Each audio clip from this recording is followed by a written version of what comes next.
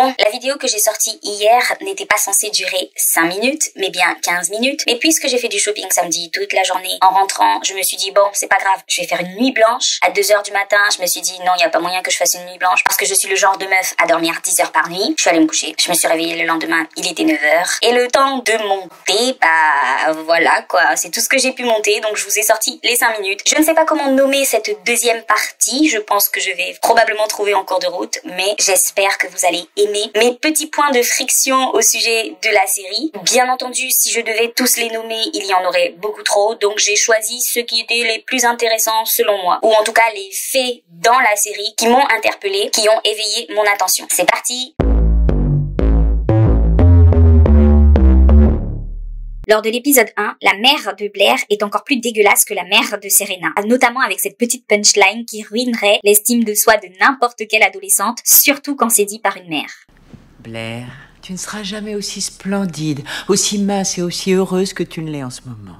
Elle semble stricte, rigide, froide. Elle se comporte moins comme une mère que comme une directrice de défilé de haute couture. Mais dans l'épisode 4 qui suit et jusqu'à la fin de la série, la figure maternelle de Blair sera toujours un peu rigide et froide, mais beaucoup moins odieuse avec sa fille. J'ai eu tendance à penser que c'était en partie à cause du changement de l'actrice. Florencia Lozana a été remplacée par Margaret Collin. La raison à cela, l'âge. Margaret Collin étant plus âgée, on la considérait plus crédible pour jouer le rôle de la mère de Blair.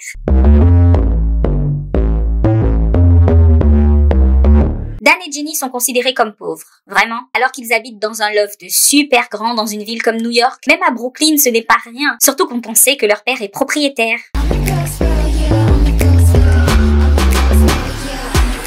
Petit awkward fact. Lors du dernier épisode, Dan, devenu écrivain, voit son livre sur la vie des riches adapté en série. So real. 2 meufs auditionnent pour intégrer le casting. L'une d'elles, Rachel Bilson, est aussi Summer dans Newport Beach. Elle qui sortait avec Seth dans la série. Seth joué par Adam Brody, avec qui elle sortait aussi dans la vraie vie. Rachel Bilson auditionne pour le rôle de Blair. Blair qui est joué par Leighton Meester. Leighton Meester qui a commencé à sortir avec Adam Brody au moment du tournage de la saison 6. Vous avez compris? Aujourd'hui, ils sont mariés. Adam Brody, c'est genre mon celebrity crush de ouf, depuis que j'ai décidé d'en finir avec Justin Bieber. Peu importe le rôle dans lequel il joue, je le trouve incroyable. Autre lien avec Newport Beach, cette meuf. Caitlin est devenue Agnès, la pote riche de Jenny, super connasse qui brûle ses robes juste parce qu'elle est ravagée en fait cette meuf.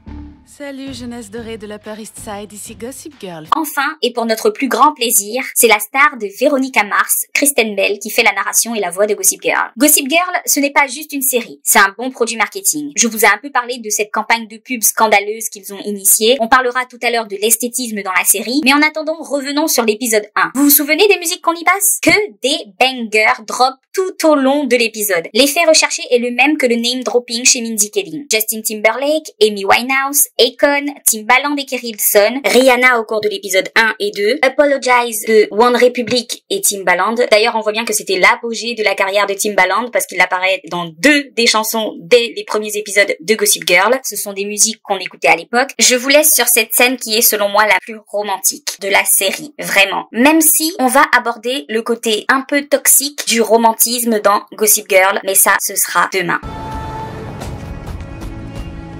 Pourquoi t'es plus en Europe? Je suis allé à Paris, mais seulement pour acheter tes macarons préférés chez Pierre Hermé. Et en Allemagne? Pour trouver ta marque de bas favorite. Tu sais combien je les aime. Je peux savoir ce que tu fais là? Tu avais raison. J'ai été lâche de m'enfuir encore une fois. Et partout où j'allais, je ne pensais qu'à toi. Il fallait donc que je rentre.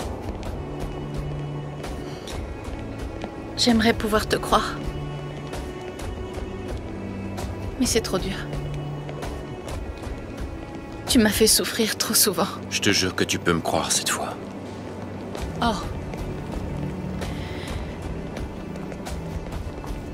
C'est tout?